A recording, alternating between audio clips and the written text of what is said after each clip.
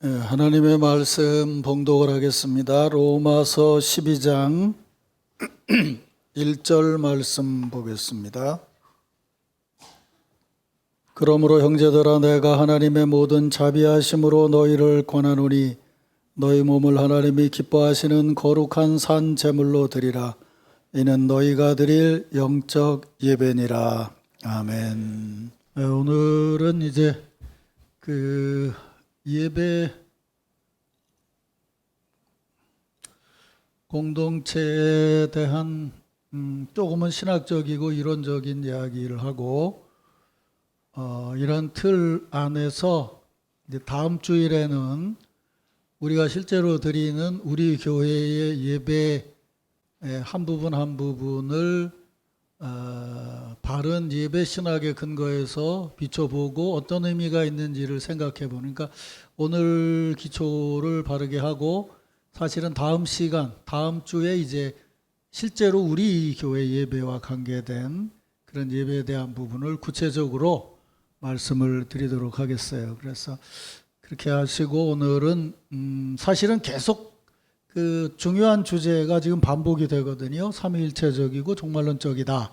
이 두 가지 오늘 이병수 권사님 기도하시면서도 고백한 대로 그게 사실은 기본 틀이에요. 그 틀 위에서 이제 성경적인 것, 기독교 역사적인 것, 실제로 우리 개신교 예배가 어디쯤 있는지를 사실은 잘 보고 알아야 되는 건 굉장히 중요해요.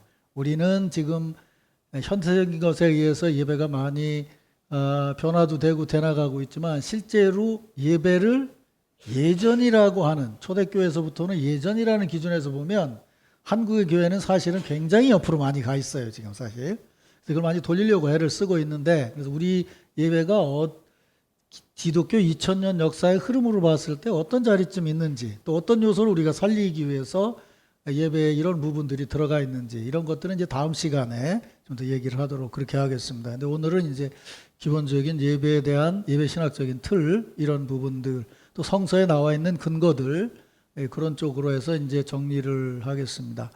제가 이제 강의한 거를 들어봤더니 그냥 이 원고대로 내가 강의를 신학생들한테 하면은 그냥 술술 진행이 되는데, 신자들한테 하다 보니까 과외 설명을 좀 많이 해야 되고 원고에 없는 얘기도 해야 되고 하다 보니까 뭐 이제 말실수도 많고 그러더라고요. 지난주에도 보니까 뭐 자음을 모음이라고 하질 않았나 뭐 이런 것들이 있는데, 어쨌든 보시면서 뭐 부분 좀 말이 틀리는 부분이 있더라도 기본적인 틀은 여러분들이 그 범위 안에서 이해를 하시면 될 것 같아요.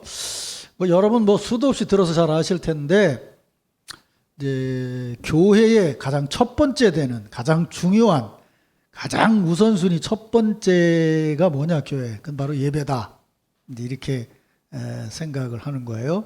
인간의 최종 목적은 하나님을 영화롭게 하고 영원히 즐겁게 하는 것, 하나님이 즐거워하시고 우리가 즐거워하는 것인데, 그 중에 가장 우선순위가 예배라는 거죠. 예배가 가장 하나님께 영광을 돌릴 수 있는 거라는 거예요. 그래서 뭐 그건 다 아시는 건데, 그런데 이제 예배라고 하는 것은 우리가 이제 어떻게 체험되어지는 거냐? 예배라고 하는 거는 그리스도 안에서 우리를 향한 하나님의 사랑, 이해하시죠? 그 다음에 성령을 통해서, 그러니까 그리스도 안에서 우리를 향한 사랑인데, 초대교회 이후에 우리의 사랑의 체험은 성령을 통한 체험이기 때문에 지금 우리가 살아계신 예수님을 뵙고 사는 게 아니잖아요. 그죠? 그러니까 예수 그리스도 안에서 성령을 통해서 우리에게 오시는 하나님 사랑에 대해서 하나님을 향한 우리의 응답이라는 거예요. 예배가. 하나님 사랑받은 자가 하나님께 응답하는 것으로서 그게 바로 교회의 최고 우선의 과제이며 목적이라는 거예요. 여기서 예배는 성서적인 전통을 따라 봤을 때 그냥 우리 삶이 다 예배 아니냐라고 하는 광의가 아니고, 구체적으로 어떤 특별한 장소, 어떤 데 함께 모여서 특별한 행위로 드리는 예배를 말하는 거예요. 그래서 예배는 우리가 앞에서 봤듯이 공동체인 교회가, 이 공동체의 근거가 뭐라고 그랬어요? 삼위일체 하나님의 교제라고 그랬잖아요. 그러니까 공동체로서 교제가 삼위일체 하나님의 공동체에 참여하여, 이 말씀 설명한 대로도 아시겠죠? 성부, 성자, 성령이 한 분이심을 바로 삼위일체적 공동체라고 한 거예요. 거기에 은혜로 참여하게 된다는 거죠. 그래서 거기 참여하면서 우리가 하나님의 인격과 구속적인 사역, 이렇게 뒤에서 나올 텐데, 여기 인격이라는 말은 who, 하나님이 누구시냐라고 하는 거고, 구속적인 사역이라고 하는 건 what, 그분이 무엇을 하셨느냐, 이렇게 보는 거예요. 그러니까 예를 들면 예수를 연구할 때도 신학에서 예수님이 누구냐라고 연구하면 그리스도론이에요. 예수님이 무슨 일을 하셨냐 그러면 구원론이야. 예를 들자면, 그러니까 하나님이 어떤 분이시냐라고 하는 속성, 인격적인 만남이 있고, 그분이 무슨 일을 하셨느냐라고 하는 게 있잖아요, 우리가. 그게 다르단 말이에요. 그래서 신학적으로 얘기할 때는 하나님이 누구냐라고 하는 건 우리하고 상관없이 누구라고 얘기할 수가 있어요. 근데 그분이 우리하고 관계됐을 때 또 속성 의미는 상대적인 속성이라서 또 신학적으로 나눠서 생각하기도 해요. 무슨 일 하셨냐고도. 그러니까 어쨌든 그분을 만나게 되면 그분이 어떤 일을 하신 것 때문에 우리가 그분의 사랑을 체험하는데, 그 일은 이미 뭐냐면 그분의 삼위의 인격 안에 있었던, 거기서 나오는 거지. 하나님 되면서부터 나오는 거다, 그 말이에요. 그래서 우리가 그 예배를 드린다고 하는 것은 그냥 단순히 하나님을 찬송한다, 찬양한다라는 정도가 아니고, 그분의 인격적인 교제에 우리가 인격으로 같이 참여함이라는 거예요. 하나님 중심에 우리가 참여하게 된다는 거예요. 구속의 은혜 때문에. 그러니까 그냥 예배는 우리가 드리고 싶으면 드리고 드리기 싫으면 안 드리는 게 아니에요. 그분의 이끌림에 따라서 교회됨의 자리에서 가장 중요한 것이 바로 교회고, 그것은 공동체로서 만나는 거다. 그래서 이제 지난번에 얘기했던 삼위일체적인 교회, 하나님의 삼위일체적인 본질이 교회의 기반이다. 교회는 하나님의 삼위일체적 공동체 안에 있는 관계적 참여 안에서 그 삶을 발견하는 공동체다. 무슨 말씀인지 알겠죠? 성부, 성자, 성령 삼위 하나님의 그 관계에 우리가 그리스도의 구속의 은혜로 함께 참여하게 되면서 거기서 새로운 삶이 시작될 때 그 삶이 무언가를 발견하는 공동체가 바로 교회라는 거예요. 공동체가. 그래서 그 하나님과 우리와의 관계는, 하나님은 우리의 예배를 받으셔요. 근데 성경 안에 그 하나님은 성부, 성자, 성령 하나님으로 삼위일체 교리가 성경에 정확하게 기록된 게 아니고 성경에 읽은 걸 보고 우리가 신학적으로 정리를 한 거죠. 그래서 하나님은 아버지, 아들, 성령으로 우리 예배를 받으신다. 삼위 하나님으로 성령을 받으신다. 그래서 성경에 삼위일체 하나님의 모든 인격이 예배 안에 계심을 증언하고 있다. 먼저 신구약 성경은 한 분 하나님, 아버지 하나님께 경배하라고 명령한다. 뭐 구약 성경에 수도 없이 많이 나오는 거죠. 그다음에 신약 성경에는 하나님의 아들 예수께 예배함을 강조하죠. 그래서 그 중에 제일 절정은 계시록 4장에 보면 어린 양이 전능하신 하나님과 동일한 경배를 받으신다.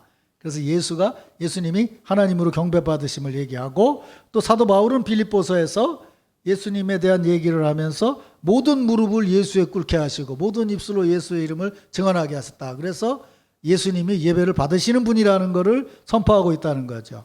근데 성령이 예배를 받으시는 분이라고는 표시를 하지 않았어요. 근데 성부 성자의 교통함이 성령이시라고 한다면 성부 성자께 예배드림에 동시에 성령께 예배드림이 같이 포함되어 있다는 거죠. 그리고 그 예배를 우리로 체험케 하시는 분이 바로 성령이신 거예요.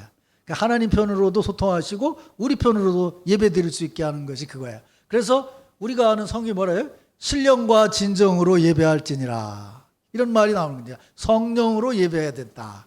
이게 이제 그러니까 예배는 절대로 물질적이고 육체적인 우리가 와 있지만 육체적인 것으로 끝나는 게 아니에요. 근본은 뭐예요? 영적인 거라 그 말이죠. 영적인 거라 그 말이에요. 요거 제가 몇 번 설명을 했는데, 여기 양 한 마리가 있어. 그러면 예를 들어서 다윗이 치는 양이다. 그러면 이건 양이야. 그런데 이 양이 다른 시간 다른 자리에 있으면 그냥 양이 아니야. 무슨 얘기냐면 아브라함이 이삭을 죽이려고 하는 순간에 울었던 양은 그냥 키는 양이 아니야. 시간과 장소가 다르기 때문에 하나님께 드려질 예배, 제물이라는 의미가 담겨져 있는 양이죠. 그 개념에서 올라간 게 뭐야? 어린 양 예수죠. 그러니까 어렸을 때는 사물을 사물로 보는 것으로 끝나요. 근데 사람으로 성장하게 되면 사물에 담겨져 있는 의미를 보게 되는 게 중요해져요. 예를 들면 여기 찬물이 담겨져 있다. 찬물이 담겨져 있다 그래봐요. 그러면 이게 8월 달에 강단에 오면 목사가 이렇게 생각해. 아이고 최영희 권사님이 수고 많이 하셨네. 시원한 물을 놨네 이럴 거라고. 12월 달에 찬물이 오면 아이고 권사님이 추워 죽겠는데 이거 따뜻한 물 좀 갖다 놓지 이렇게 된다고. 그러니까 이 찬물이라는 것 자체가 이게 어떤 마음가짐으로 보느냐에 따라 달라지는 거예요. 5만 원짜리가 고스톱 현장에 있으면 오는 거하고 성전에 예물로 달려질 때는 5만 원짜리 돈인 거는 틀림없어요. 그러나 그게 가지고 있는 의미는 굉장히 달라진다는 거예요. 그게 뭐냐면 영적인 건 거야. 정신적인 거고. 우린 틀림없이 영적인 기도한다고 그래서 몸은 집에 있고 뭐 정신만 동동동동동 떠와가지고 기도하는 사람 봤어요? 없다고 그런 건. 그러니까 이 예배라고 했을 때 이 말하자면 물질적이며 영적인 것이 같이 되어지는 그러니까 이게 엄청난 은혜인 거죠. 삼일체 하나님의 교제에 육체를 가진 우리가 그것도 나만이 아니고 우리 공동체가 같이 참여한다는 거는 육체적이면서도 대단한 영적인 사건인 거죠. 엄청난 축복인 거 그렇죠? 그런 의미를 지금 말하는 거예요. 그래서 그 소통에 역사하시는 분이 누구시냐면 바로 성령이시라는 거죠. 그래서 옛날에 신학을 모를 때는 성령 그러면 뭐 방언하는 것, 뭐 특별한 은사를 받는 것 이런 걸 생각했는데 그게 아니에요. 하나님의 신이 운행하더라라고 하는 천지 창조로부터 시작해서 교회의 시작, 성도들의 심령의 변화, 예배, 마지막 종말까지 우리와 하나님 관계에서 역사하시는 하나님이 성령이신 거예요. 그러니까 성령 없는 교회는 없어요. 지난번에 얘기했지. 성령이 없으면 교회는 그냥 조직인 거예요. 근데 우리는 하도 영적인 것을 이상하게 영적으로 얘기해서 성령을 얘기를 안 하려고 하는 풍토가 굉장히 강했고 말씀을 공부해야 되는 저도 그런 흐름에서 큰 사람이지만 이렇게 말씀으로 공부한다는 게 내가 지금 가르치고는 있지만 50%도 안 믿어요. 왜냐하면 말씀으로 가르치는 거 다 외웠으면 여러분은 다 지금 박사 됐어야지. 우리가 그러잖아. 공부한다고 다 아냐고. 아니 근데 이거는 계몽주의에 의해서 문자적으로 뭔가를 알면 사람이 변한다고 하는 건 문자가 지난번에 얘기한 것처럼 문자적인 걸로 되어 있지 인간 역사가 계속되는 동안에 문자로 사람이 변한 기간은 얼마 안 돼요. 어거스틴이 얘기하는 게 그게 아니고 사람은 사랑으로 변한다는 거야. 사랑으로 살아간다는 거야. 예배 드리고 있어도 물질을 더 사랑하는 마음이 있으면 몸만 오늘 오전에 설교한 게 그거야. 여기 있으면 거기 가 있는 거예요. 근데 하나님 아닌 다른 걸 섬기면 하나님이 피조한 다른 것이 영적으로 작용한다면 그럼 피조된 귀신에 불과한 거 아니냐 그런 얘기인 거예요 말하자면. 그러니까 사람은 사랑하는 걸로 사는 거예요. 그게 하나님이면 사랑이고 세상이면 욕망과 욕구가 되는 거예요. 이게 계속 갈등하려고 그래. 신앙이란 뭐냐?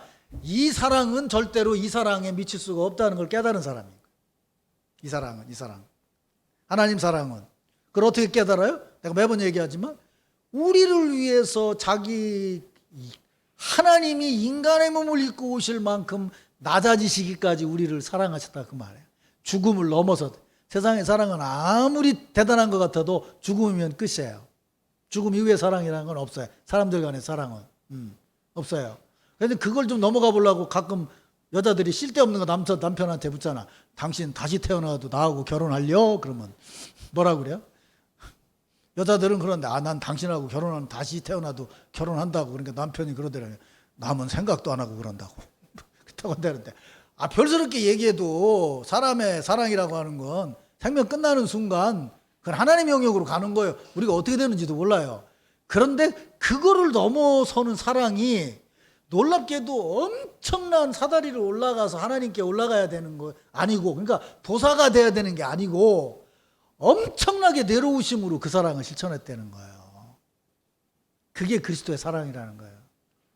그래서 마지막에 얘기했던 그래서 예배에 희생이 들어가게 되는 거예요. 바로 그런 거죠. 그래서 굉장히 영적인 것을 얘기하는데 사실은 그 영적인 것이 물질의 관계 속에서 역사하시는 거라는 것.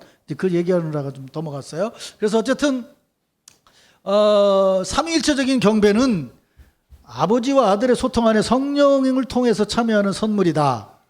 하나님께서 우리와 관계를 맺으시는 이 소통, 그러니까 우리가 예배를 드릴 때 그냥 우리가 일방적으로 드리는 게 아니라 예배로 우리를 부르셨기 때문에 사실은 우리가 온 것 같지만 하나님이 우리를 부르신 교제의 자리인 거죠. 예배의 자리는. 그 자리에 있을 때 하나님은 우리에게 조금 전에 말한 것처럼 참된 인간으로 살아가는 것이 무언가를 깨닫고 체험하게 한다는 거예요. 죽음으로 끝나는 것이 아니라 영원한 것이 우리 인간에게 주어진 하나님의 축복이라는 것을 알게 되고, 그것을 통해서 인격이 회복이 되는데 그건 뭐예요? 관계고 사랑이고 교제를 통해서 이루어지는 거다, 그 말이에요. 절대로 공부 통해서 되는 거 아니에요? 공부해서 되는 게 아니야, 교회 일은. 내가 가르치고는 있지만 아까 말한 것처럼 공부로 되는 게 아니야.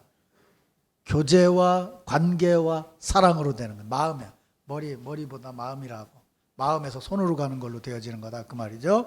그래서 그걸 통해서 인간이 가장 완전한다는 걸 발견하게 되고, 그걸 달리 말하면 삼위일체 하나님의 교제가 생생하게 살아있는 하나님의 역사라면, 삼위일체 하나님과의 교제에 들어갈 때 우리는 신적인 생명에 참여하게 돼서 같은 건 아니지만 그것을 분여받게 되죠. 그걸 뭐라고 그랬어? 하나님의 형상이라고 그랬죠. 그래서 하나님의 형상은 그 삼위일체 교제에 가까이 가면 갈수록, 우리가 일반적인 교회기로 하면 성령으로 충만하면 할수록 생명력이 충만해지는 거죠.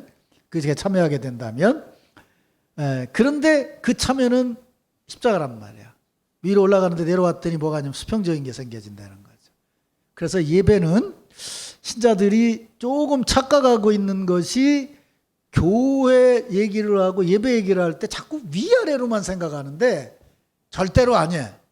위아래가 제대로 되면 반드시 수평적인 것이 나타나게 돼 있어요. 같이. 그래서 같이 찬송 부르는 거예요. 같이 교동문 하는 거예요. 또 우리는 뭐예요? 특별히 또 예배 전에 서로를 축복하죠. 그러니까 수직적인 하나님의 축복을 수평적으로 우리가 나누는 행동을 하는 거예요. 굉장히 중요한 행동인 거예요. 또 점심 식사 얘기했잖아요. 수평적인 은혜를 받은 것을, 수직적인 은혜를 받은 것을 수평적으로 실제로 나누는 거죠. 이거 우리가 사오긴 사왔지만 신앙적으로 말하면 뭐예요? 하나님이 천지를 창조하셨다면 창조하신 것, 우리를 인간답게 살아갈 수 있는 물질적인 양분임의 모든 것을 공급할 수 있는 것을 우리에게 하나님이 준비해 주셔서, 그걸 우리들이 준비해서 교회 안에서 준비하고 한다면, 신앙인이 그것에 손을 댄다면 그건 이미 세크라멘트가 되는 거야. 성물이 되는 거라고. 그걸 나누는 것이 식사라는 거예요. 그걸 특별하게 해서 이제 드리고 축도하면 성찬 예식이 되는 거지. 그러니까 일반에 대한 성찬 예식이 바로 공동 식사인 거예요. 실제로 공동 식사를 하다가 그 중에 빵을 떼고 떡을 떼서 축복하고 성예전을 했으니까. 이제 예전화되면서 이것만 남았지만 사실은 이게 붙어 있는 거라고.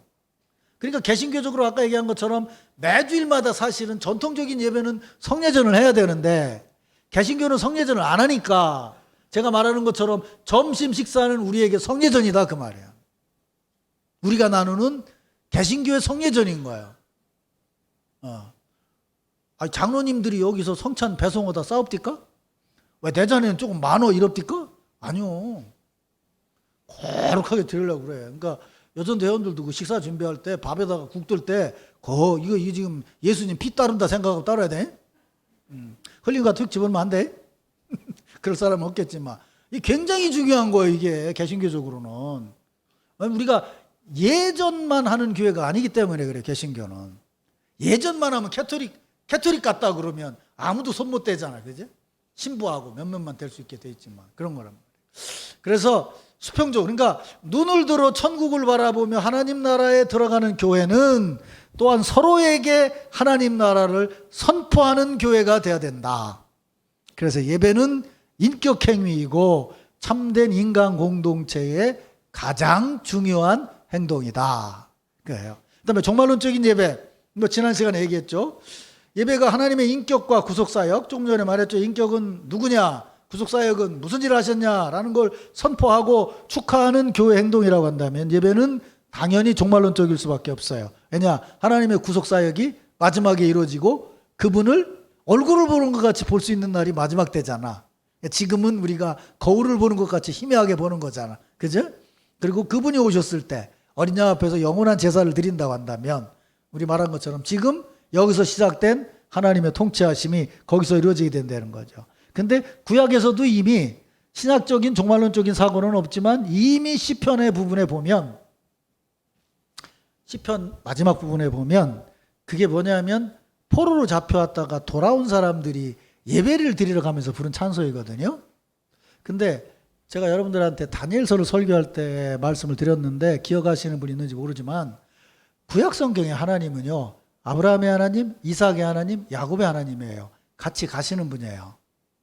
그래서 이민족이 같이 가는데 했어요. 그럼 예를 들면 모세가 손을 들었을 때 여호수아가 싸워서 이겼죠. 그죠? 데려갔다 그러면 같이 간다는 의미잖아요. 근데 그렇게 같이 가는데 이것들이 타락하기 때문에 하나님이 이방민족을 들어서 치게 했지만 이방민족 편에서 보면 뭐냐면 이방민족이 섬기는 신과 이스라엘 사람이 섬기는 신이 싸웠을 때 이방신이 이긴 게 될 거 아니야.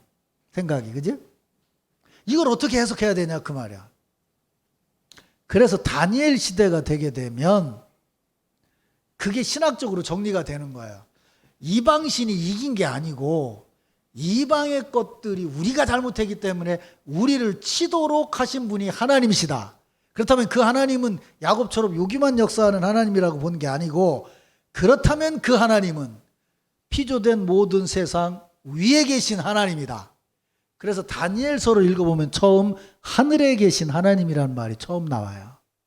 우리가 주기도문을 외울 때 아브라함의 하나님, 이삭의 하나님 이렇게 안 하잖아. 하늘에 계신 우리 아버지 이렇게 얘기하잖아.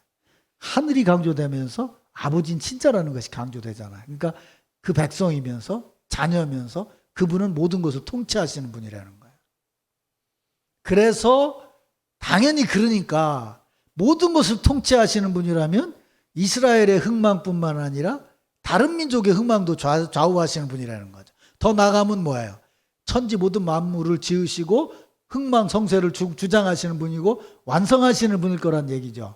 그래서 이스라엘 백성들이 예루살렘으로 돌아오면서 노래할 때 예루살렘으로 돌아온다는 걸 노래하면서 뭘 얘기하냐면 그분은 영원한 왕이시다라고 노래를 하는 거예요.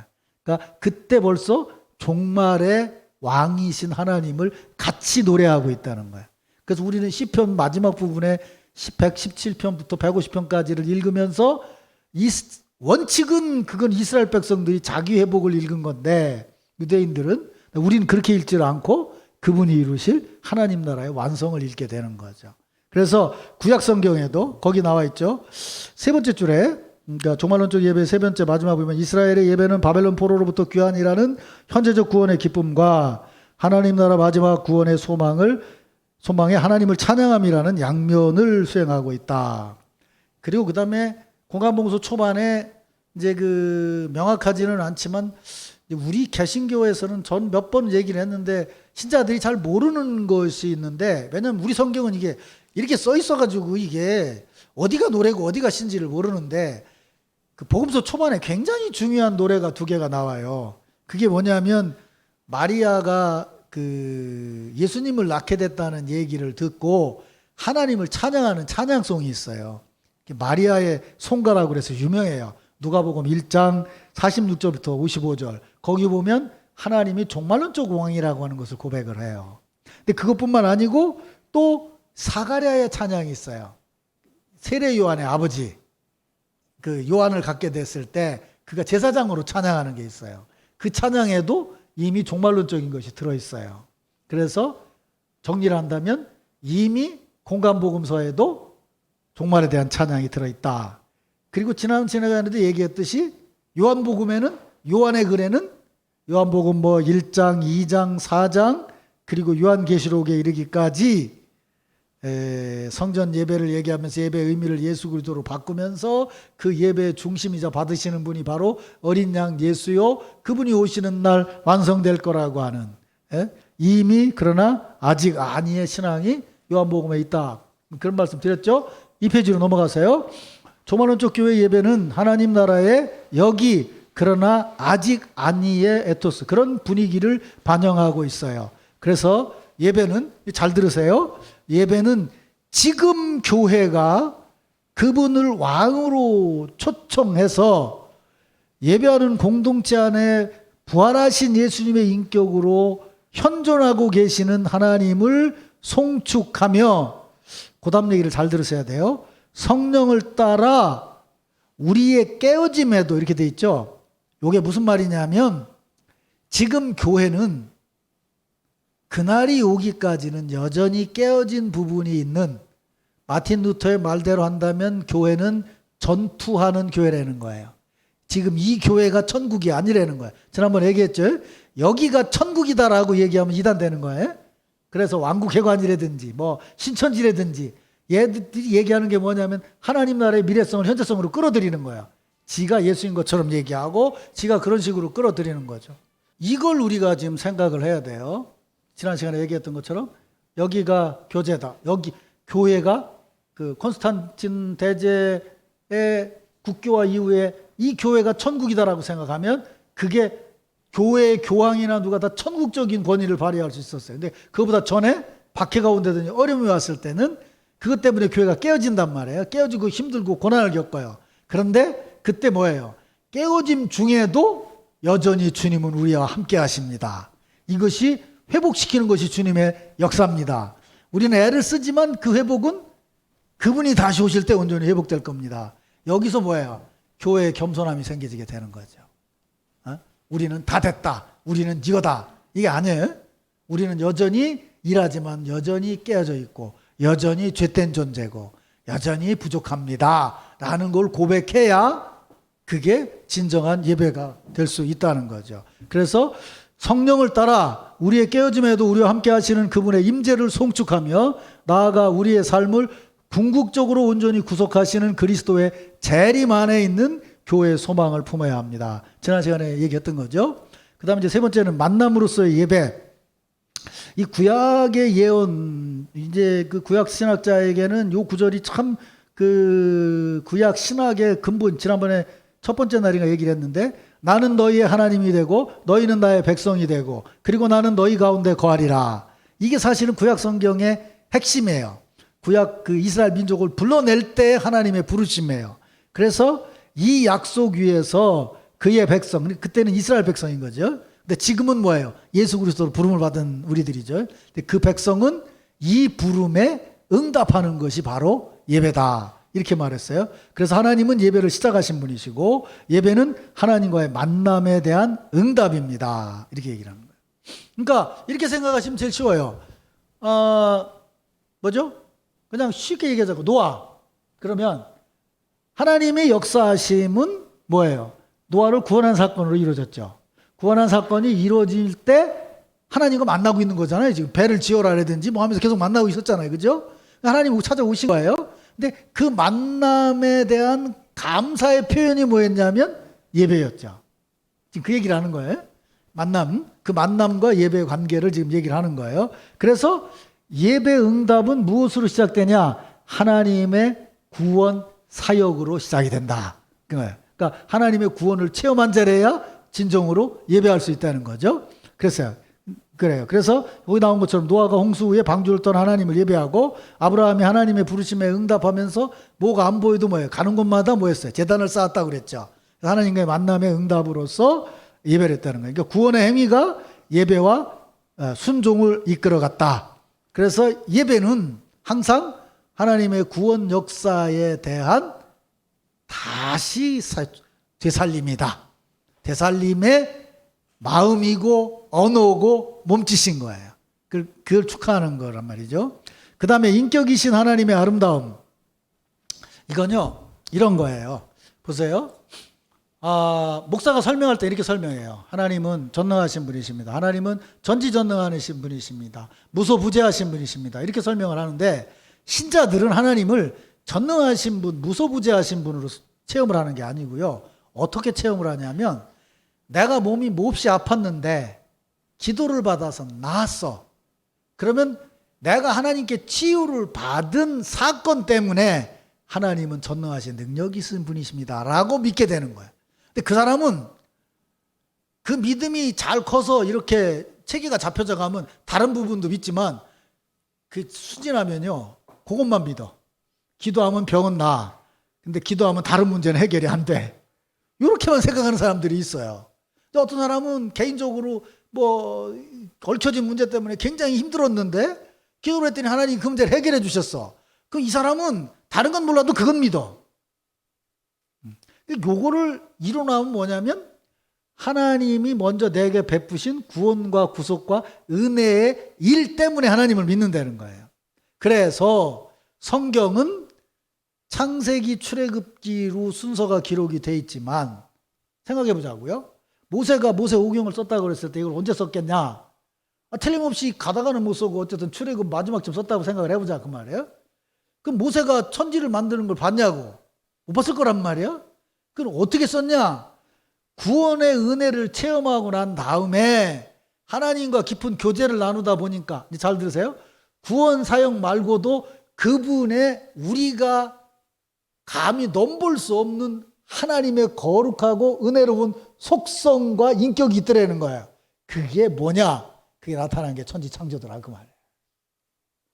그러니까 시간적인 순서로는 천지창조가 먼저인데, 그러니까 무슨 말이냐면 교회 처음 온 사람한테 하나님이 천지를 만드신 걸 믿습니까? 그러면 믿는다고 안 해. 근데 예수를 영접하고 구원의 은혜를 체험하고 나면 하나님이 천지를 만드신 걸 믿습니까? 그러면 아멘 그래. 그러니까 구원의 은혜를 체험 못한 사람에게 아무리 하나님의 인격을 얘기해도 안 돼. 하나님의 사역을 체험해야 인격적인 고백이 가능해진다 그 말이에요. 그래서 여기 순서도 지금 원칙으로 말하면 하나님의 인격이 먼저고 일이 나중이지. 근데 여기 순서로는 뭐예요? 예배의 응답은 하나님의 구속행위로 시작이 되고, 그 다음에 두 번째 뭐야? 인격이신 하나님의 내적인 아름다움. 내적인 아름다움이 외적으로 표현된 거에 첫 번째가 뭐야? 천지 창조지. 보시기에 좋았더라. 그러니까 하나님의 은혜를 체험하고 나면 세상이 아름다워져요. 아름답게 보여져요. 내가 얘기하잖아요. 그렇게 어렸을 때 저 방석에 앉아갖고 기도했는데 내가 방언을 못했어요. 이거 방언하라 그러면 눈만 말똥말똥하고 방언은커녕 밤새도록 눈만 말똥말똥 하더라고. 언제 방언을 체험했냐면 군대 갔다 오고 집안 망하고 너무 어려워서 내가 이걸 어떻게 해야 되나. 새벽기도 끝나고 서울신학대학 그 조그마한 기도실이 있어요. 근데 그때는 설교집이 없었어. 그래서 내가 군대 있을 때 우리 헌병대 영창에 매주일 순복음교회에서 신문을 가져와. 조영기 목사 신문을 내가 묶었어 이렇게. 보고 연구를 하려고, 설교를 연구하려고. 근데 그거를 읽다가 무슨 생각이 드냐면, 신자들은 방언도 하고 예언도 하고 한다는데 너는 목사가 될 위인이 방언도 못하고 아무것도 모르면 신자들 어떻게 목회를 할 거냐. 그래서 그거 읽어보니까 방언이라는 건 하나님이 주시는 은혜이기 때문에 하나님이 하나님 일을 위해서라면 은혜로 주실 거라는 믿음. 그 전에 뭣도 모르고 그냥 무조건 달라고만 했고 주여 믿습니다 그러고 막 방방 뛰었는데 그때는 좀 뭘 아니까 기도가 달라지더라고. 근데 정말 한 사흘쯤 기도하는데 이렇게 추운 여기 밑으로 기도하고 있는데 진짜 이따만한 불덩어리가 확 오더구만. 무슨 화염 방사기 같은 걸로 확 이렇게 오더라고. 근데 얼마나 뜨거운지 그러면서 혓바닥이 확 꼬이더라고. 내가 뭐라고 얘기하는데 내가 들어보니까 꼬였더라고. 좀 하다가 이거 더 하면 가겠다 싶어갖고 일어났어요. 그런데 거기서 나와가지고 기숙사까지, 그 추운 겨울인데 옛날에는 새벽기도 끝나고 기숙사까지 가려면 거기 식당에서 일하는 아주머니도 있고 이렇게 그 양지 곁에 고양이들이 앉아 있는데 추워가지고 정신없이 뛰어갔는데 그날은 나와서 거기를 걸어가는데 그 추운 날 낙엽도 다 떨어지고 아무것도 없고 그저 햇빛 양기 조금 쬐는데 고양이가 앉았는데 세상에 그렇게 아름다울 수가 없더라고. 부엌에서 일하는 아주머니들의 모습이 그렇게 평안해 보일 수가 없더라고. 그래서 내가 그때 깨달은 게 뭐냐면 이런 거구나. 이 얘기야 지금. 하나님이 내게 베풀어 주신 은혜를 깨닫게 되면 우리가 평안을 얻는다 그러는데 가시적이 아니고 그 성령의 감동함으로 보는 어떤 안목을 바꿔주신다고. 그게 크게까지 가면 사도 바울의 체험이잖아요. 그런 얘기죠. 그 다음 얘기 시간이 많으니까 이제 잘라서 얘기를 하면 그래서 은혜를 받고 나면 그 다음에 하나님의 아름다움이 보이기 시작을 하는 거예요. 조금씩 신앙을 닦아 나가면 이제 그렇게 되는 거예요. 그래서 교회 이렇게 뜩 보면 여러분은 못 보지만 목사는 봐요. 여러분 제가 이렇게 딱 보면 그 사람이 처음 교회 왔을 때, 얼마쯤 지났을 때 벌써 얼굴의 표정이 다 변화되는 사람들이 있어요. 보면 저 사람이 이제 말씀으로 뭔가 자기 스스로가 은혜도 체험하고, 거기 이제 결정적인 게 뭐냐면 교제인 거예요. 교제. 까마귀 노는 곳에 백노야 가지 말라, 이 말이 틀릴 게 하나도 없어. 은혜로운 사람하고 같이 있으면 은혜로운 모습이 되는 거예요. 같이 된다고. 그래서 교회 교제가 중요한 거예요. 정말 중요한 거예요. 그래서 이제 그때 이제 보는 거예요. 하나님이 어떤 분이신가를 알게 되는 거죠. 근데 이게 굉장히 중요한 거예요. 왜냐하면 신앙적인 개념으로 말하면요, 하나님은 우리하고 영어 용어로 말하면 absolutely difference예요. 절대적인 타자예요. 우리 영역에 있는 분이 아니에요. 우리 영역에 있는 분이 아니라는 것을 인간이 표현할 수 있는 건 뭐냐면 두려움과 경외예요. 그래서 여러분 저 건축 양식 중에서 바로크 양식이라는 게 있잖아요. 고딕 양식이 있고, 고딕 양식이라고 하는 건 쉽게 말하면 뾰족탑을 굉장히 높게 쌓는 거예요. 그 위에 있는 십자가를 보면서 우리 하는 말처럼 뭐냐면 손가락으로 달을 가르치면 손가락 끝에 있는 달을 보라는 뜻이에요. 그게 고딕 양식이에요. 근데 바로크 양식은 성전에 가보면 여러분들이 봤을 때, 아니 성전에다 무슨 개도깨비 같은 걸 이렇게 만들어놨고 이딴 거 막 이렇게 만들어놨거든요. 보면 막 무슨 마귀 같은 것도 있고 막 이상한 걸 많이 만들어놨어요. 그 도대체 왜 만들어놨냐면요, 하나님을 만날 때 첫 번째 느끼는 우리의 느낌은 경외심과 두려움이래야 된다는 거예요. 바로크 양식의 의미가 그거예요. 우리에게 친밀한 것이 아니고 친밀하지 않은 것에 하나님이 있다라는 개념인 거예요. 절대 타자이기 때문에. 교회를 넘볼 수 없다는 얘기가 담겨져 있는 거겠죠, 옛날에는. 그런 거죠. 그래서 그런 부분들이 있다고요. 그러니까 종교학자들이 봤을 때 처음 하나님은, 아니 생각해 보세요. 이사야에서 나와 있잖아. 두렵고 떨리던 내가 입술이 부정한 백성 중에 거룩하신 하나님을 배웠노라. 이게 말하자면 종교심에서 나오는 하나님 첫 대면인 거예요. 그런데도 놀랍게 이사야서가 놀라운 것은 뭐예요? 거기서 나와서 숯불로 내 입술을 찢어줬다는 거죠. 나를 사랑하신다는 거죠. 사랑하신다. 또 뒤에서 얘기하겠지만 우리 기독교는 하나님을 경외함을 엄청나게 중요하게 생각하지만, 다른 종교는 그렇지만 우리 기독교는 예수께서 내려오심으로 해서 거룩함이 사랑 안에 있는 거룩함인 거예요. 사랑이 더 큰 거라는 거예요. 그래서 개신교나 기독교가 힘이 있는 거예요. 말하자면. 그래서 이제 지금 현재를 봤을 때 신약성경으로 내려오게 되면 거기 나와 있는 게 그거예요. 이제 두 번째, 인격이신 하나님의 내적인 아름다움. 그래서 하나님은 두려움과 매혹으로 임재하신다. 루돌프 오터라고 유명한 학자예요. 이제 거룩하신 하나님은 두려움에도 불구하고 우리가 다가가는 것을 허락하신다. 그 거룩함이 동시에 은혜이기 때문이다. 거룩하신 하나님은 사랑의 하나님이시다. 그래서 우리는 그 분노와 두려움 가운데 역사하실 때 여전히 사랑과 은혜가 있다는 것을 보면서 기쁨을 누릴 수가 있다. 이 양면을 보자고 하는 것이 루터파 신학이에요. 그래서 우리는 의인이면서 우리는 죄인이다. 늘 하나님을 두려워해야 된다. 죄인이기 때문에. 그러나 그리스도로 구속의 은혜를 받았기 때문에 그 은혜에 기뻐해야 된다. 이 양면을 늘 가지고 있어야 된다는 거예요. 그게 개신교 신학의 출발점이에요. 옛날에 교회는 승리하는 교회였어요. 교회만 가면 무조건 됐고, 그때 교회는 성직자들 중심의 교회였으니까. 근데 마틴 루터는 끌어내렸단 말이에요. 평신도까지. 끌어내리면서 우리는 언제나 죄인이면서 그리스도인에서 언제나 의인이다. 의인이라고 인정을 받았다예요. 우린 의인이 아니에요. 개신교 교리로 말하면. 그분이 오시는 날까지는 우리는 늘 죄인으로 살아가는 거예요. 자, 그 다음에 그래서 이제 그걸 정리하면 신약성경에는 하나님의 주도적인 행위와 그의 만남에 대한 인간의 응답, 그와의 만남, 하나님의 주도적인 구원의 행위와 그것을 체험한 인간의 응답으로 되어 있는데, 이 응답, 만남은 아까 말한 것처럼 구약은 전능하신 행위는 강조됐다면 전능하신 행위와 성령의 관계적인 임재와 말씀 선포를 통해 나타난다. 하나님의 전능하신 행위, 구약 성경이 이미 얘기했고, 그 다음에 또 하나는 뭐예요? 이 만남, 주도적인 만남이, 그러니까 여러분 우리나라는요. 예를 들면 내가 이 예배를 끝났는데 어떤 신자가 내게 와가지고 권사님 와서 그래. 아무개 집사님이 아프다는데 목사님 기도 좀 해주십시오. 라고 얘기하면 저는 기도해요.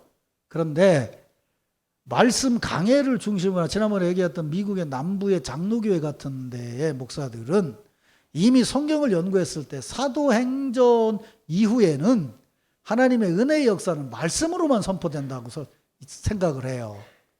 기적적인 행위가 없다고 생각을 해요. 그건 끝났다고 보는 거예요. 절대로 목사가 안수 안 합니다. 실제로 목사가 신자들에게 안수하는 교회가 그렇게 많지는 않아요. 보수적인 교회에서. 근데 우리나라는 목사가 신자한테 안수 안 했다 하는 쫓겨나. 장로교 아니라 세상 없어도 그래. 근데 미국은 목사들이 안 해요. 절대로 안 합니다. 그건 이미 끝났고 여러분은 선포하는 말씀으로 치유를 받고 말씀으로 은혜를 받으세요. 이게 성경의 진리입니다. 라고 개신교적으로 가르쳐요. 그러니까 무슨 말이냐면 예수님 당시에는 치료함으로도 예수님 발견할 수 있었지만 정확히 말하면 복음의 말씀을 선포됨으로 영원한 질병인 죄의 질병이 해결된다면 구원의 은혜와 복음의 선포를 들은 사람, 그래서 예수를 만난 사람은 그것에 대한 응답으로 당연히 예배를 드려야죠. 근데 한국은 아까도 말한 것처럼 안수한다는 것이 이런 것이 있다고 그러면 나한테 특별한 하나님의 독특한 은혜가 있어야 예배의 감격이 더 커진다 그 말이에요. 근데 정확히 말하면 그 모든 것을 종합한 것이 뭐냐면 우리에게 오신 예수님을 전하는 복음 선포인 것만은 틀림없죠. 그렇죠? 그리고 교회 시작은 뭐예요? 그 복음 선포를 생생하게 한 성령의 임재죠. 그렇죠? 그러니까 이것까지 이해를 하고 받아들여야 성숙한 신앙인이 되는 거예요. 그러니까 육체적으로, 그러니까 극단적으로 말하면 내가 이제 설명을 할 때 좀 극단적으로 설명을 해요. 근데 그것만 딱 읽으면 좀 이상하게 들릴 수 있는데 예를 들면 이병수 집사가 지금 배탈이 났는데 내가 안수해갖고 나섰다고 그래봐. 그렇다고 내일 아침에 감기 걸리지 말라는 법 있나? 근데 내가 감기 걸렸다고 또 안수했어. 근데 그 다음에 또 배탈이 났어. 이거 목사 약 올리는 거야? 이럴 수도 있잖아. 그 무슨 얘기냐면 여기서 살아가는 한 우리는 아까 얘기한 것처럼 영혼이 깨어져 있고 부분된 부분이 있다 그 말이에요. 근데 그 문제를 근본적으로 해결하시는 것이 복음이라고 한다면 우리는 다른 걸 생각하기 이전에 복음의 말씀을 들을 때 오늘 아까 내가 설교한 것처럼 칼바르트 얘기처럼 선포되는 말씀이 기록된 말씀이고 성육신하신 말씀으로 체험을 한다면 그 말씀의 체험 자체가 우리를 예배로 이끌지 않냐 그 말이야. 다른 특별한 거. 그러니까 그거 못 깨달으면 꼭 이런 애하고 똑같은 거야. 아빠 들어올 때 선물 사가지고 와. 아빠가 안 사가지고 왔어. 막 울고불고 난리 났지. 지 아빠가 온 것보다 선물이 더 중요한 거니까. 그럼 걔가 만약 아빠는 못 오고 선물만 왔으면 어떡할까? 어린애 같으면 틀림없이 좋다고 그러겠지. 좀 큰 애는 뭐라고 그러겠어? 아빠는 왜 안 오고 선물만 왔어? 이렇게 생각해 이게 제대로 된 애니까 아니야. 선물 없어도 자기 아빠 오는 게 의미가 있어야 된다 그 말이에요. 근데 정말 개신교 신자들 중에는 그런 사람들이 많아. 아빠 선물 보다리만 자꾸 보려고 그러는 거라. 하나님을 보는 게 아니고. 그게 있을 때는 감사하다고 그래. 그게 아닐 때는 지금 은혜 안에 살고 있으면서 근본의 문제가 우리는 하나님 은혜 가운데 해결이 됐다고 생각을 하고 살아가면서 그러니까 예배는 안 그러니까 자꾸 부분적인 거를 강조하는데 원래 오전에 시간이 없어서 다 설교를 못했지만 그게 나중에는 정서적인 낭비가 되는 거예요. 사람이라는 게 말이죠. 여러분 봐보세요. 텔레비전 한번 봐봐요. 누구 하나 인기 있다고 그래요? 그냥 내버려 두잖아요. 또 다른 사람 또 인기 있다고 얘기를 해요. 그리고 이 영화 같은 걸 봐봐. 옛날 영화 그때는 진짜 우리가 멋있다고 봤는데 요새 옛날 영화 보면 왜 이렇게 엉성해? 때리지도 않는데 넘어지고, 그지? 그래요. 근데 막 피를 흘려. 근데 막 요새 보면 진짜 사람이 총 맞아갖고 피 흘리는 것보다 더 리얼하다니까 요새. 그런 걸 보니까 어설프게 총 맞아 죽는 거는 이게 사람이 감각도 없는 거예요, 이게. 너무 극단적인 걸 많이 보다 보니까 우리나라 언론은 이게 보통 문제가 아니에요. 일본은 원체 재해가 많으니까 가능하면 축소 보도를 해요. 근데 우리나라는 뭐 그 특종 하나 딸라고 막 온갖 것을 얘기하다 보니까 너무 사람들이 정서적으로 보지 말아야 될 걸 많이 보고 경험해야 될 걸 많이 경험하게 되는 거예요. 그러니까 내가 생각할 때는 이 교회 와서 앉아있는 신자들은 진짜 황송 감사해야 될 분들이요. 이게 별로 자극도 없고 맨날 보는 목사가 그거고 바뀌는 건 어쩌다 넥타이 하나 바뀌는데 어? 맨날 그 사람이고 그 사람인데도 이렇게 와가지고 맨날 듣고 있으니 얼마나 감사해. 속으로는 아유 질려가지고 못 보겠네. 목사 뭐 어떤 교회 그래 장로님들이 그런데 3년만 지나면 우리 이제 바꿔야 될 때가 되지 않았습니까? 그런데 이게 지금 이게 정서적인 낭비라고 그 말이에요. 이런 속에서 이게 그걸 이길 수 있는 게 뭐냐? 우리 속에서 우러나오는 성령의 감동으로부터 시작된 하나님의 근본적인 은혜 체험, 그게 예배의 자리다 라고 하는 것을 밤에 담았어야 된다 이 말이에요. 그래서 그게 만남인 거예요. 그러면 이제 만남이라고 했을 때는 이제 하나님과 우리의 만남이라고 하지만 실제적으로 영적으로는 하나님과 만남이지만 실제로는 우리의 만남이잖아요. 그죠? 그러니까 당연히 인간의 뭐 물질적인 것, 언어, 행동 이런 것들이 담겨져 있는 만남이라야 되는 거지 말하자면. 그래서 만남이란 예배를 얘기할 때 성경을 봤을 때 제일 먼저 강조됐던 게 뭐예요? 장소죠. 그죠? 뭐예요? 처음에는 회막, 그 다음에는 예루살렘 성전 이렇게 됐잖아요. 그죠? 그래서 뭐예요? 포로로 잡혀갔다가 돌아왔을 때도 이 사람들이 거기서도 기도하고 뭐 강가에서 기도하고 다 했는데 그래도 하나님을 만날 수 있는 특별한 자리가 있다면 예루살렘 성전이다. 그래서 그걸 회복하려고 성벽을 재건하기 위해서 성전을 재건하기 위해서 돌아오잖아요. 그게 포로기 이후의 신앙이죠.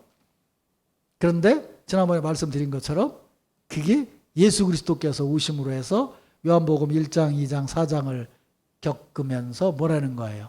장소적인 개념이 뭐로 바뀌어서 지리적인 개념이 관계적인 개념으로 바뀌는 거예요. 예수 그리스도가 성전이시고 교회가 성전이라는 거예요. 이거 신자들이 장로님도 그렇고 저도 그렇고 이제 예배 드리는 자리를 좀 거룩하고 의미 있게 생각하라 그래서 오늘 이 성전에 모인 우리들 이렇게 이제 말을 해요. 그러나 신학적으로 말한다면 여기는 성전이 아니에요. 구약적인 배경을 가진 성전이 아니라고. 성전은 유일하게 예루살렘만 있는 거지. 여기는 교회지. 뭐예요? 예수 그리스도를 머리로 한 지체들의 모임인 교회지. 공동체지. 그죠? 모임이란 말이에요. 그러니까 그거는 사실은 다른 거예요.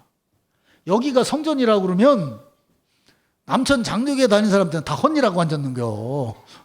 이거 성전 여기인데 거기서 뭐 하고 있어? 이단이 꼭 지금 그러잖아. 그지? 이게 그래서 이상하게 이단이 자꾸 구약적인 얘기를 하는 이유는 그래서 그런 거예요. 근데 신약시대에 우리는 뭐예요? 예수 그리스도를 머리로 한 교회 공동체의 모임인 거죠. 그럼에도 불구하고 관계적인 의미를 살리는 것이기 때문에 여기서 예수님 자신과 밑에 세 번째 줄 예수님 자신과 교회가 성소 참된 예배 장소이다. 하나님 스스로 자기 백성 가운데 사심으로 경배를 받기 원하시기에 예배자들이 함께 모인 교회에서 하나님의 임재를 온전히 경험한다. 친교적, 공동체적 하나님은 친교적 예배를 받으신다. 이건 뒤에서 얘기하겠지만 이렇게 모인 자리에 내가 와서 나 혼자 하나님께 예배하는 게 아니에요. 삼일체적으로 말할 때는 다음 장. 그래서 이제 공동체예요. 구약 성경에서 예배는 하나님 백성의 예배이기 때문에 공동체다. 그래서 예루살렘으로 올라가는 시편들, 아까 얘기한 거면 시편 100편 이후의 시편들을 보면 전부 예루살렘 성전으로 올라가면서 그 회중들이 부른 노래예요. 그래서 성전을 바라보면서 노래하는데 그 노래가 성전을 향해서만이 아니고 같이 있는 사람들끼리 같이 부르면서 하나님의 은혜를 나누는 거죠. 그러니까 공동체인 거예요. 말하자면 공동체예요. 그러니까 우리가 예배 시간에 부르는 찬송은 하나님께 드리는 것이지만 정확히 우리가 봤을 때 하나 또 봐야 되는 거는 우리들이 서로 부르는 거예요. 함께 공동체로 부르는 거예요. 찬양에 공동체로 함께 부르는 거예요. 그래서 예배는 하나님의 삶의 참여이며 동시에 다른 사람의 삶의 참여이다. 왜? 삼위일체가 함께 있음으로 인격이라고 우리가 믿기 때문에 하나님은 한 분 한 분 계신 분이 아니고 세 분이 한 분으로 계신 분이라는 걸 믿는다고 한다면 교회 공동체는 혼자 있는 것이 아니고 우리가 합쳐져서 그분의 형상에 참여하는 것이라고 얘기하기 때문에 우린 다른 삶을 참여하는 거다. 그래서 구약의 그들은 예배 후에 그들을 위한 하나님의 위대한 사역을 인해서 기뻐했고, 또 예배가 그들에게는 서로 화해 장소였기 때문에 기뻐하며 돌아왔다. 이게 이제 구약 때부터 나왔는데 예수님은 아주 분명하게 얘기하시잖아요. 예배 드리기 전에 누구하고 감정적으로 얽힌 게 있으면 먼저 풀어라, 이런 얘기 하잖아요. 그죠? 그건 무슨 얘기예요? 예배의 수평성을 얘기하는 거죠. 수직적인 것만으로 드려지는 것이 아니다. 예배는 공동체 예배다라고 말하는 거예요. 그다음에 예배 공동체 시각은 신약 성경에서 예배의 핵심 요소였다. 초대교회 예배는 성령께서 분명히 말했잖아요. 그들이 모인 곳에 바람 같은 것이 임하여 틀림없이 공동체적으로 임했어요. 그래서 교회가 시작이 됐다고요. 그래서 그 후에 예배로 뭐였죠? 그래서 교회는 함께 모여 예배하는 곳이고, 그럴 때 초대교회 공동체 예배는 두 방향으로 대화적이었다. 성령이 임하셔서 하나님께만 예배 드린다 그러면 그냥 드렸으면 되는데, 그 사람들이 성령 받은 다음에 한 일이 뭐예요? 전부 나눴잖아요. 그죠? 집에서 예배 보고 나누고 하는 일이 더 많이 기록되어 있죠. 그 말은 무슨 얘기예요? 예배는 틀림없이 수평적인 거였다는 거예요. 그러니까 하나님께 대해서 하나님의 은혜를 선포하고 동시에 서로 하나님의 은혜를 선포하면서 나눴다는 거예요. 입술만이 아니고 삶으로도요. 그래서 거기 밑에서 그 문단 세 번째 줄에 예배는 모든 사람이 혼자 하나님을 향해서 드리는 것이 아니었다. 이게 분명히 기억하셔야 돼요. 그게 혼자 드리는 게 아니에요. 공동체로 하나님을 향해 이야기하듯 서로를 향해 이야기하는 것이다. 하나님을 향해 이야기하듯이 서로에게 이야기하는 것이다. 그래서 우리는 하나님 안에서 서로 기쁨을 나눌 때에 예배는 진정으로 하나님의 인격과 사역에 대한 공동체의 축제가 된다. 하나님이 하신 일이 우리에게 있고 하나님의 인격이 우리에게 영향을 끼친다면 우리는 서로 그런 인격으로 그런 공동체로 함께 기뻐할 때 그 예배가 진정한 예배가 된다는 거죠. 그래서 나아가서 예배에서 신자들은 그리스도를 서로 함께 축하하기만 하는 것이 아니라 서로를 향해 그리스도를 드러내야 한다. 그래서 마틴 루터의 교리 중에 만인 대제사장설 이런 게 있어요. 이제 예수님이 우리에게 오셨기 때문에 우리 한 사람 한 사람이 다 제 예배를 드릴 수 있는 제사장이다, 이렇게 얘기하니까 혼자 예배 드려도 된다는 얘기가 아니고요. 그 얘기는 무슨 얘기냐면 공동체에서 자기 자신이 하나님의 은혜를 받은 자임을 다른 사람에게 선포해야 된다는 거예요. 그 선포를 통해서 교제가 돼야 된다는 거죠. 그다음에 이제 사랑. 여기서 봐야 될 것은 다가 사랑이고 나가 영광이에요. 영광보다 사랑이 먼저예요. 그래서 예배의 삼위일체적인 기반을 볼 때 예배를 특징이 있는 최선의 표현은 하나님으로부터 시작된 관계적인 만남이다. 뭐예요? 맨 처음에 본 게 뭐였어요? 천지를 지으셨잖아요. 그 뭐라고 사랑이라는 것밖에 설명할 길이 없다고 그랬잖아요. 자기 외부로 붙여나가는 거는, 밖으로 나가는 거는 사랑이란 말이에요. 그래서 영광보다 먼저 사랑을 논하는 것이 중요하다. 먼저 사랑을 이해해야 하나님께 적절하게 예배할 수 있다. 오직 그의 사랑에 응답할 때 참으로 하나님을 영광스럽게 할 수 있다.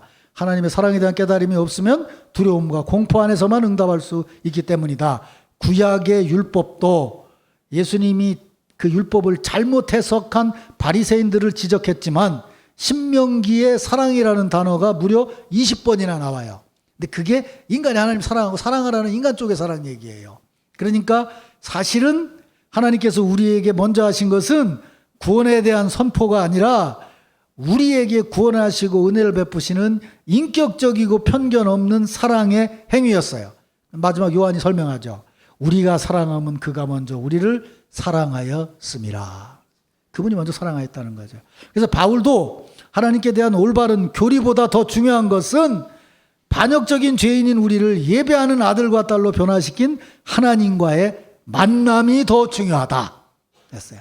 교리가 더 중요한 게 아니고 아들과 딸로 변화돼서 예배드리는 자로 만나는 것이 더 중요하다고 얘기를 했어요.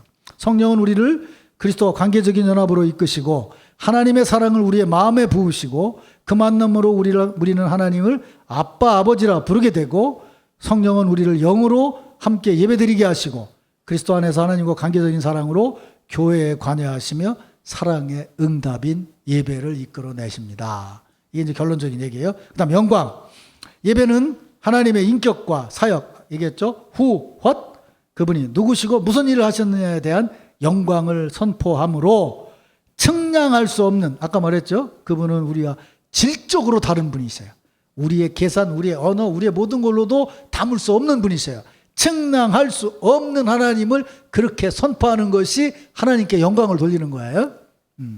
그래서 하나님을 영화롭게 하는 행위는 우리가 할 수 있는 것은 뭐냐면 찬양과 감사다. 네. 이제 다 지나가도 한 번 나중에도 강조하겠지만, 그래서 요거 대중 기도를 하시는 분들이 착각하지 말아야 될 것이 바로 이거예요.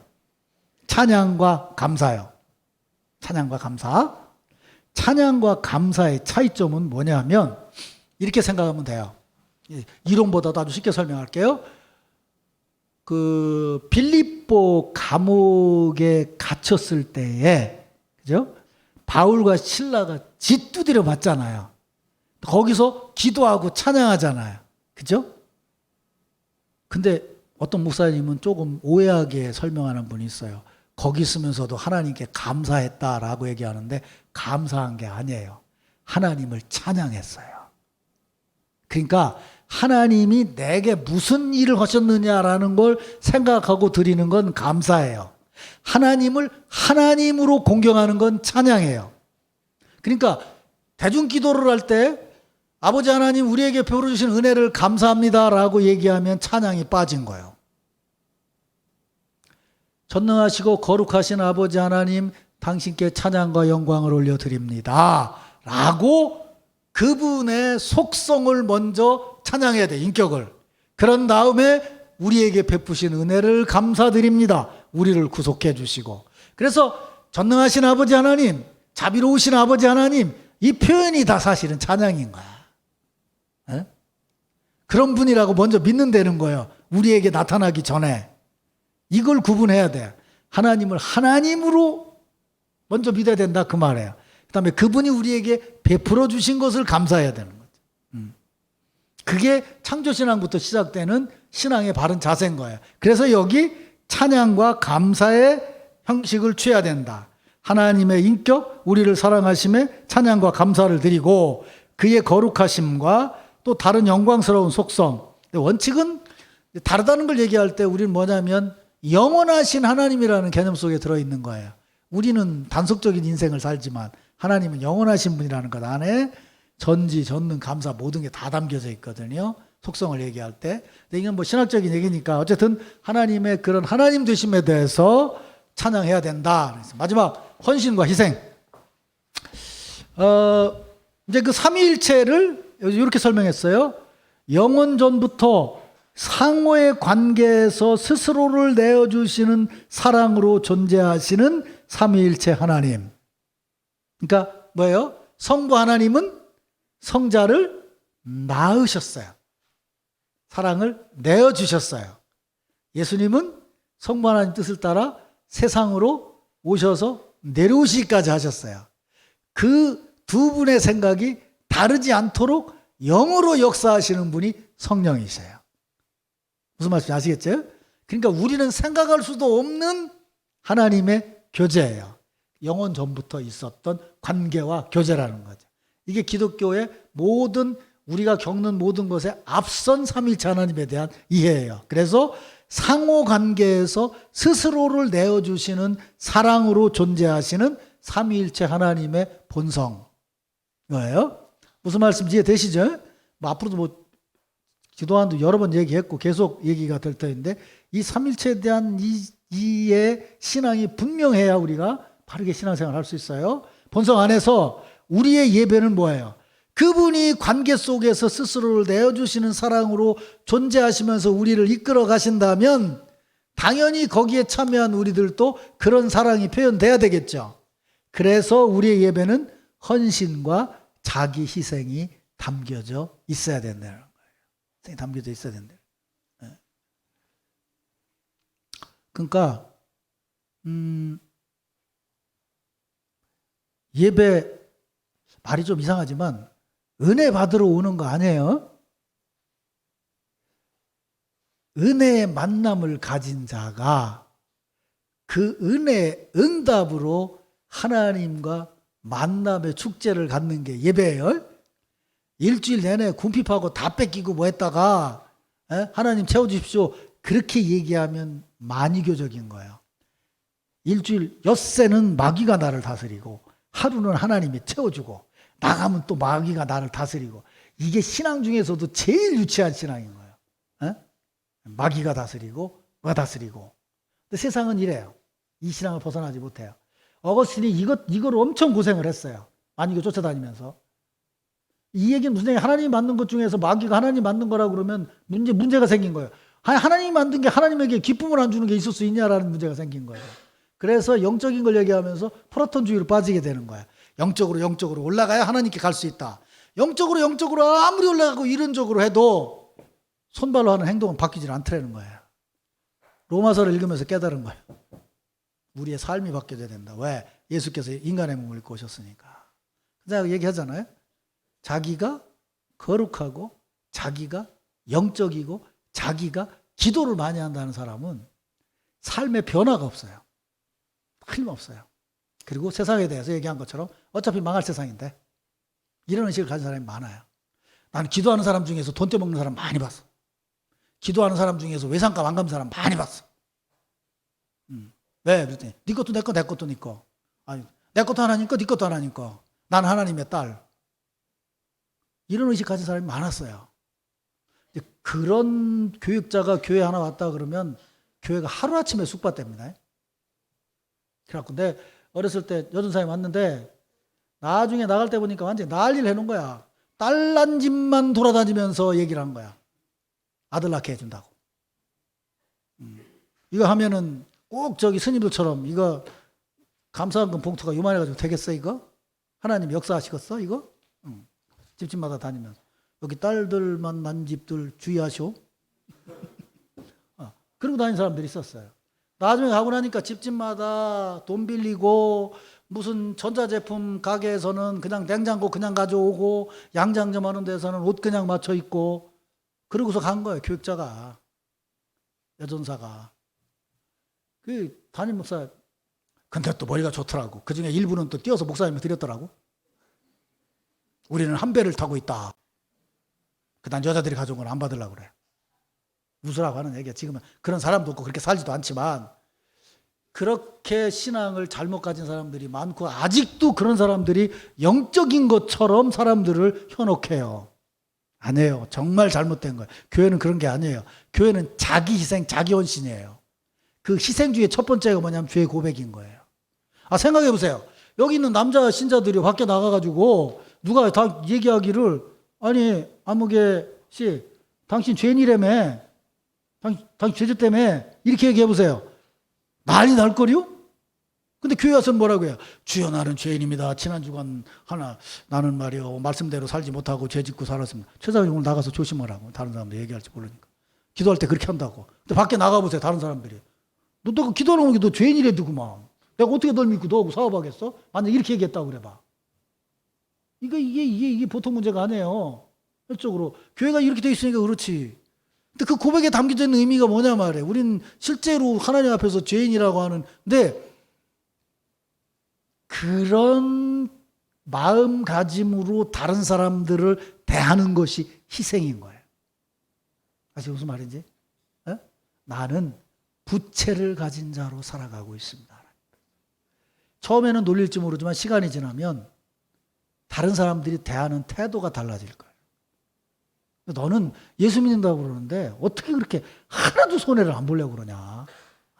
어떻게 그렇게 네 차릴 거 다 차리고 챙길 거 다 챙기고 없는 것까지 챙기고 살아가냐? 라고 하는 자기 희생이 없으면 그건 바른 신앙이 아닌 거예요. 바른 예배자가 아닌 거예요. 그거는. 그래서 여기 지금 예배 마지막 페이지요. 예배는 궁극적으로 헌신과 자기 희생을 담습니다. 하나님의 사랑에 사로잡혀서 하나님께 영광을 돌리려 가는 열정으로 교회는 자신을, 자기 사랑을 하나님께 온전히 드릴 수 있습니다. 바울은 로마서 11장에서 하나님의 위대하심을 시적으로 찬미하고 이내 12장에서 교회가 바르게 응답해야 될 것을 요청합니다. 아까 읽은 본문이죠. 형제들아 내가 하나님의 모든 자비하심으로 너희를 권하노니. 이 말 속에 엄청난 게 담겨져 있죠. 우리는 죄인이기 때문에 하나님 앞에서 영벌을 받아야 되지만 자비로우신 하나님께서 우리를 구원해 주셔서 하나님의 자녀로 삼아 주셨습니다. 그런 자비하심 속에 당신과 나는 한 공동체입니다. 그래서 내가 그 자비하심으로 당신에게 권합니다. 뭐라고 얘기해요? 너희 몸을 하나님이 기뻐하시는 거룩한 산 제물로 드리시오. 사도 바울이 다른 때 그렇게 얘기하잖아요. 내가 마지막 때에서 관자와 같이 내 몸을 드린다. 이런 말 하잖아요. 내가 마지막이지만 그래도 마지막까지도 내가 내 몸을 제물로 드릴 테니 너희도 끝났다고 생각하지 말고 주의 일에 열정을 다해라. 그렇게 말하잖아요. 그래서 이제 그 요즘 시대 이제 뭐라고 얘기해야 될지를 모르겠어요. 사실은 뭐 이런 얘기를 해도 나부터도 나이가 많이 먹은 사람이라는 걸 인정할 수밖에 없는데 그게 무슨 얘기냐면 드리기는 드리는데 형식으로 드린다.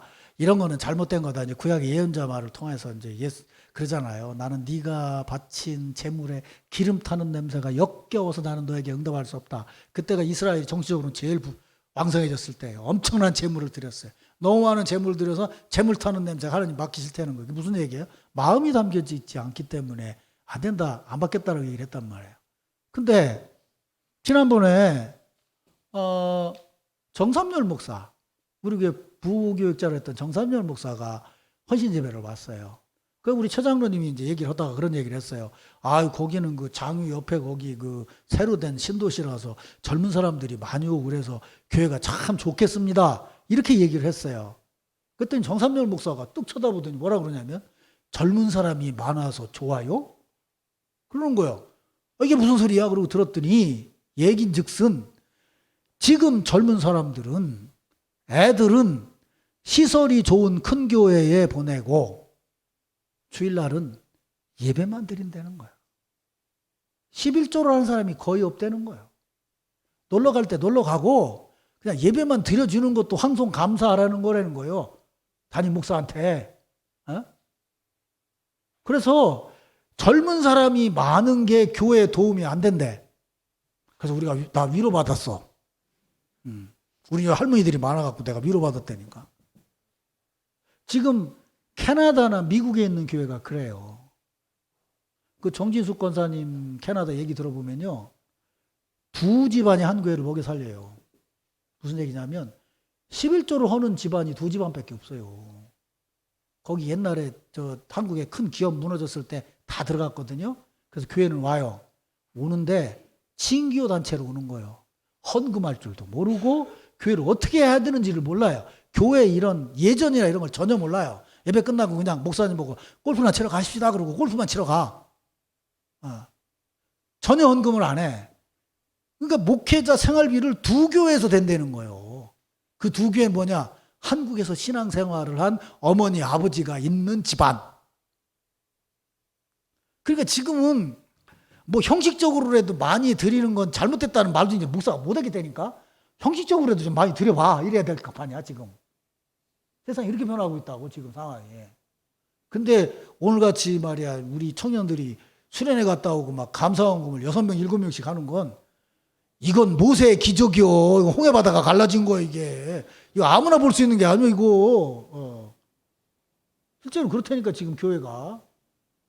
이 젊은 애들 뭐야 저 예배 끝난 다음에 일 시켰더니 노동법에 의해서 임금을 달라고 뭐 그러는 교회도 있대야.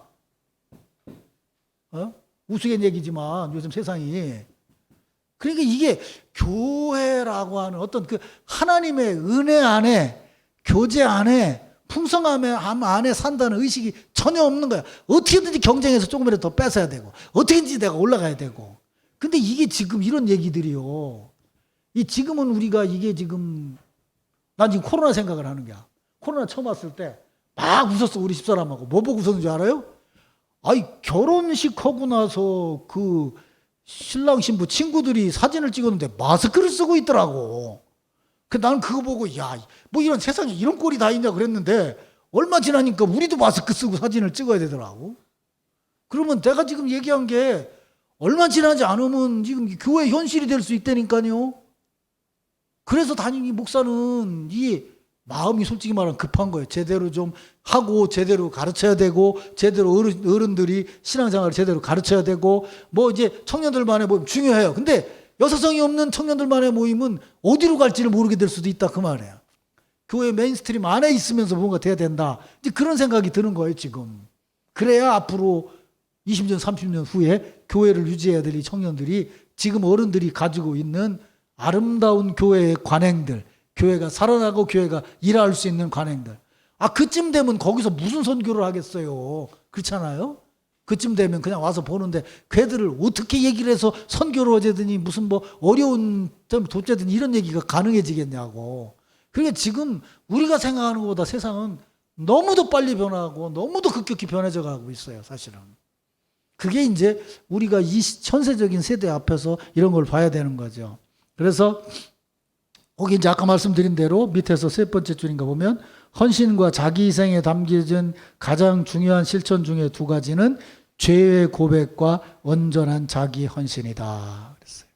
그래서 시편 51편에 보면 유명한 다윗의 시가 나오잖아요. 침상이 바닥에서 뜰 정도로 울었다는 얘기가 나오죠. 그게 예배시면서 동시에 참회시죠. 바세바를 범한 후에 나단 선지자가 와서 지적했을 때 다윗이 회개하면서 쓴 것이 시편 51편이에요. 그리고 나서 근데 그 참회의 시가 예배의 시였다는 거예요. 뭐 여러분들도 그렇겠지만 저는 요즘 더 느끼는 게 그거예요. 이제 뭐 거의 끝날 때쯤 되니까 어쨌든 이제 공식적인 목회가 끝날 때쯤 된 이 즈음에 뭐 하나님 인도하셔서 그런지 모르지만 하여튼 어거스틴 연구하고 삼일체 연구를 하면서 제일 먼저 깨달은 것이 그거예요. 내가 무엇을 할 수 있겠냐? 주의 은혜가 아니라면. 그거예요, 첫 번째가. 그게 죄의 고백인 거죠. 하나님이 인도하셨으니까 여기까지 한 거지. 돌이켜보면 우리 집사람이 어젠가 그저께인가는 옆에 있다 그러더라고요. 세보니까 우리가 9번 이사했네. 목사치고는 많이 이사를 안 했네. 그래서 9번 이사 중에서 나는 거의 대부분을 교회 교육관에서 살았어요. 근래 와서 여기 와서 지금 3번 이사했지. 뭐 저쪽 교회 때는 한 번 살았고 그전 교회도 교육관에 살았고 그전 교회는 개척교회니까 교육관에 못 살고 뭐 살았고 9번 이사를 했어요. 돌아보게 되더라고요. 이렇게 살아왔지. 지금은 이렇지라고 돌아보게 되더라고요. 마지막 결론은 그거예요. 내가 뭘 큰 소리를 칠 게 있냐. 하나님 은혜지. 그래서 돌이켜보면 이렇게 저렇게 하고 그 어려운 때 재수하고 공부하고 뭐 영어 공부한 것이 지금까지도 그래도 하나님이 영어책을 계속 읽을 수 있게 해주시는 것도 하나님의 은혜인 것 같고 살아온 모든 것이 다 하나님의 은혜다. 그래서 또 하나 하나님 그렇게 이끄시는 것 같은데 내가 능력을 발휘할 수 있는 한은 최선을 다해서 헌신해야 되겠다. 우리 교회든 남의 교회든 선교일이든 어디든 최선을 다해서 일해야 되겠다. 그게 제 생각이에요. 근데 그게 뭐냐면 예배자의 정신이에요. 그런 마음으로 예배를 드려야 되는 거예요. 그래서 우리 예배는 이렇게 삼위일체적 종말론적 만남이라는 근거 위에서 오늘 얘기한 거예요. 다음 주에는 이제 우리 교회의 우린 특정한 우리 교회니까 장소적인 의미, 공동체의 의미, 뭐 사랑, 헌신, 희생 이런 것들이 예배 순서에 어떻게 녹아 있고 어떻게 돼야 되느냐 하는 부분들 이런 부분들을 여러분들하고 다 같이 나누겠어요. 근데 이 책에는 그 부분이 안 나와 있고 몇 년 전에 하나님을 상상하라라고 하는 책이 있는데 그 책을 읽으면서 제가 굉장히 감동을 받았어요. 그래서 그 책에 나와 있는 예배에 대한 이해 부분 그거를 우리 교회 수준에서 다시 해석을 해서 여러분들에게 우리 교회 예배의 의미 이걸 다음 시간에 풀어서 설명을 해드리겠어요. 자, 오늘은 여기까지 하겠습니다.